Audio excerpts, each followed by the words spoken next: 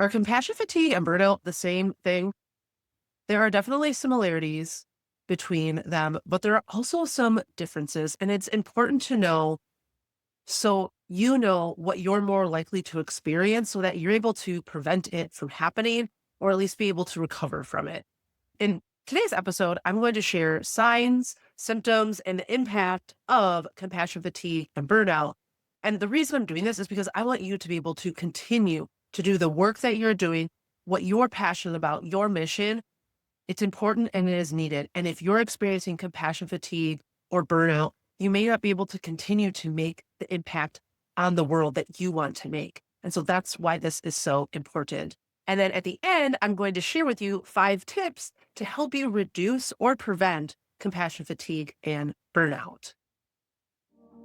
After a lifetime of always prioritizing everyone else's needs over your own, do you feel like you don't know who you are anymore?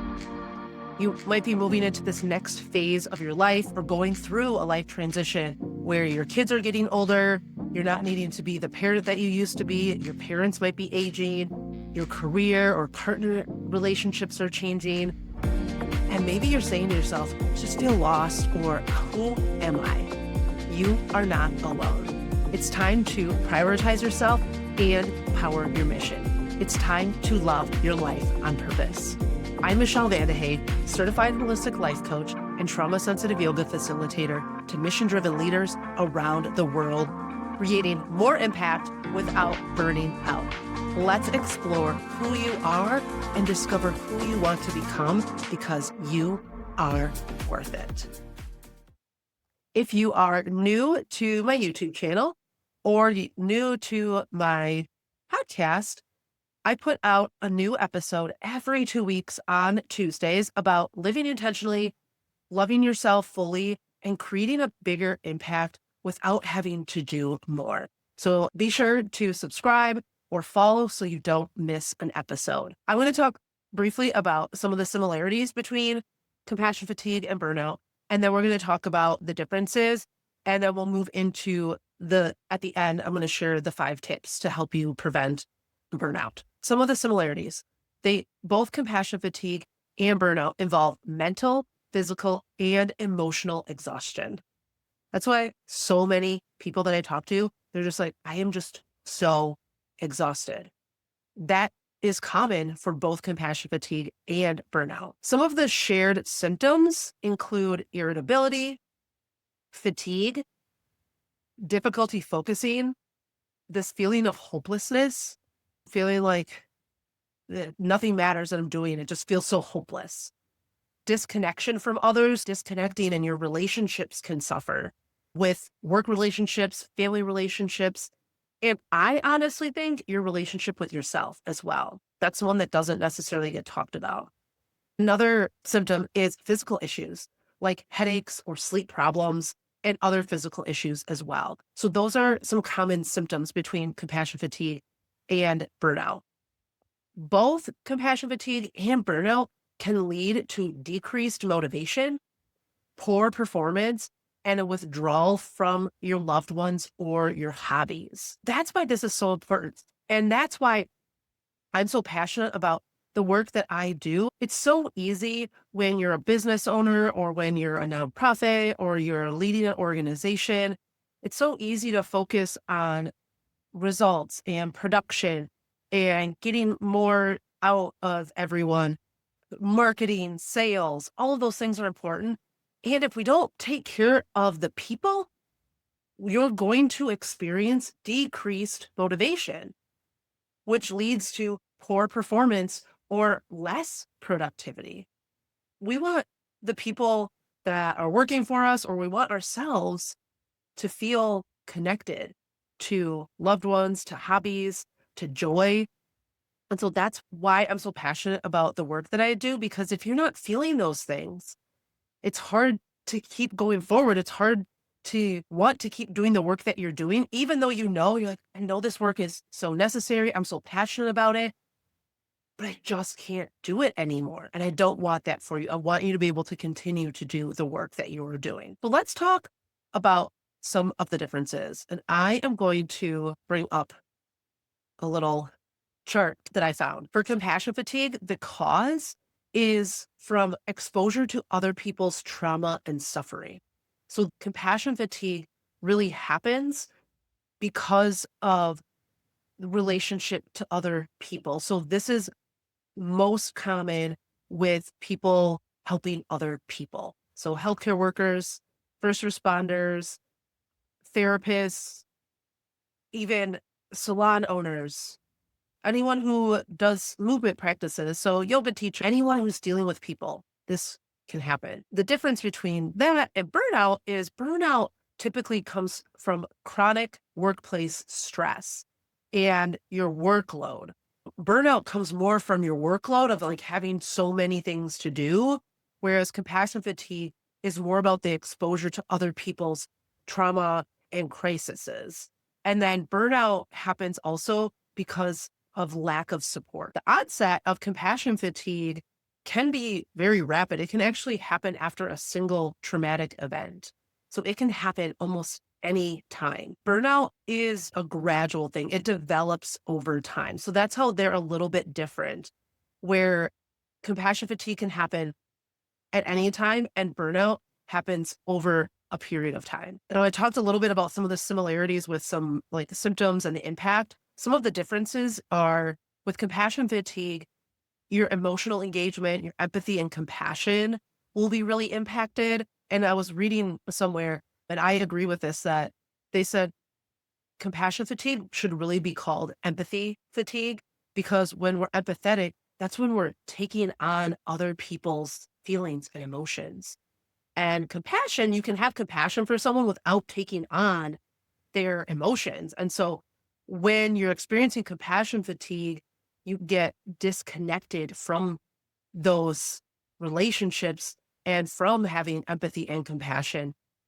That's why it's called compassion fatigue. It's like you get tired of being compassionate, or maybe more appropriately, you get tired from having empathy for other people.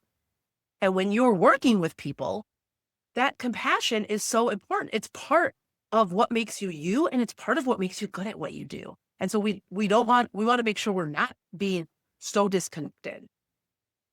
Whereas with burnout, it affects your energy levels, your motivation, and professional fulfillment. Emotional symptoms for compassion fatigue are typically emotional numbness, detachment, like I was talking about, guilt, and sadness. Whereas with burnout, the emotional symptoms can be cynicism, frustration, negativity, and resentment.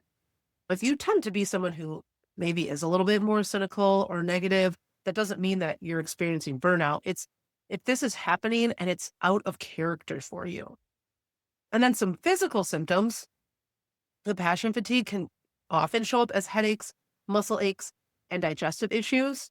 Whereas with burnout, it can look more like insomnia, weakened immune system, and even hair loss. Isn't that interesting? Burnout is more about the stress and the stressors of the workload that you have.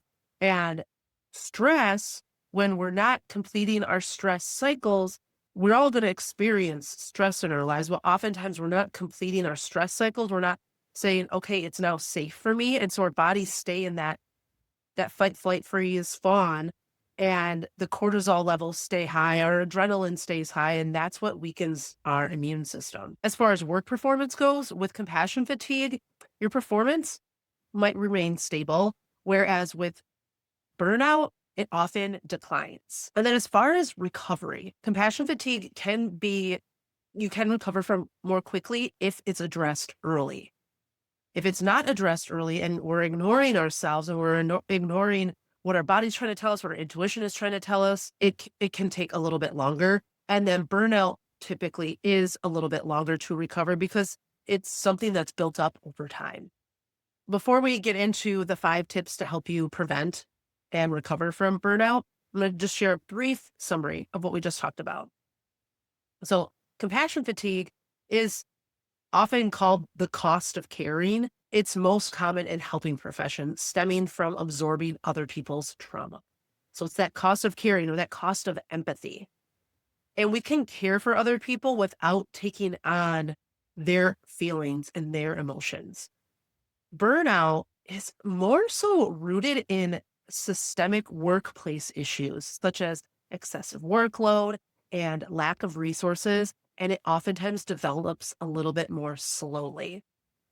And I am an advocate for changing systemic problems. And I think there are some systemic things that can shift for compassion fatigue as well. But burnout specifically is typically more a systemic issue. And then, while symptoms overlap for both compassion fatigue and burnout, compassion fatigue centers more on the emotional exhaustion and the loss of empathy, whereas burnout is more so that chronic stress, that cynicism, and that reduced professional efficacy, the ability to perform professionally. And when you're able to recognize which you're experiencing is important because compassion fatigue often responds best to emotional support and self care. Well, burnout may require more structural workplace changes. And so that's why it's so important to know the difference and what you might be experiencing because both compassion fatigue and burnout, you can do some things yourself and your workplace can help you. Your support can help you. With compassion fatigue, you have a little bit more power to create some of those changes that can help you. Whereas with burnout, sometimes it's more of the workplace structure that requires change. So I'm going to share with you the 5 tips to reduce or prevent compassion fatigue and burnout. Number one is connection with others experiencing similar situations. And this is one of the reasons why I created my free Facebook group, Love Your Life on Purpose, so that we can build community and we can have that connection to others. Connection is the antidote for compassion fatigue and burnout, and also vicarious trauma. When you know you're not alone and you can share what you're going through, that is a big part of the healing process and recovering or preventing it. And that's also why I'm a huge advocate for group coaching, group therapy, doing things in groups. You are welcome to join my free Facebook group. All you have to do is go to loveyourlifeonpurpose.com.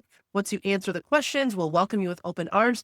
And I'll send you my free self-care cheat sheet with 20 self-care habits that you can do in 5 minutes or less. So go to loveyourlifeonpurpose.com or you can search Love Your Life on Purpose on Facebook. Let's get to the final 4 tips to reduce compassion fatigue and burnout. So number 1 was connecting with others experiencing similar situations. Number 2 is setting boundaries, which we hear about boundaries all the time. And I know this is easier said than done. It's important to set boundaries, physical boundaries, emotional boundaries. Emotional boundaries are going to help more so with compassion fatigue, and physical boundaries can help with compassion fatigue and burnout. You may only have so much control over physical boundaries, depending on how your work is set up. Number 2, practicing self-care. That's why I have my free self-care cheat sheet. This means taking care of your well-being. And when you are well, it means that you're not just surviving. Oftentimes it's like, oh, I need to eat, I need to drink water. And those, yes, those things are important, but those are necessary for survival. I'm talking a little bit more of really being well. And when you're feeling well, you have more energy, passion, and you're able to really have more resilience too, and be able to keep doing the work that you're doing. Number 4, share responsibilities. Kids are taught sharing is caring with our toys. Also important to share responsibilities. And this can be a culture shift within an organization or a family. And it's so important to share responsibilities, to ask for help. That even if you're the leader and you have all these volunteers, it's okay to ask for help. The volunteers are there to help, and you're actually helping them serve their purpose by asking for help. And then number 5, seek professional support. Whether it's a coach, therapist, whatever you need, professional support can be so helpful and so necessary. So those are the 5 tips to help you prevent or reduce compassion fatigue or burnout. If you have a question or you had an aha moment, please feel free to leave it in the comments.